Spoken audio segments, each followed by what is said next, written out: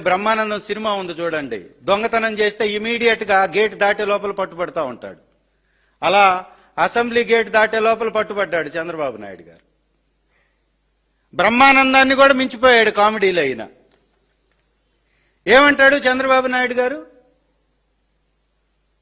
తిరుమల తిరుపతి కొండని 338 జీవో ఇచ్చేసి రాజశేఖర్ రెడ్డి గారు దాని మీద కక్ష కట్టాడు. ఆ కొండని 7 కొండలు కాదు 2 కొండలు అని చెప్పేటటువంటి ప్రయత్నం చేశాడు అని చెప్పేసి, ఎలక్షన్స్ అనేది ఖచ్చితంగా తిరుమల తిరుపతి దేవస్థానంలో ఉండేటటువంటి ఆ కింద ఉండేటటువంటి కుటుంబాలకు కూడా జరగాలి.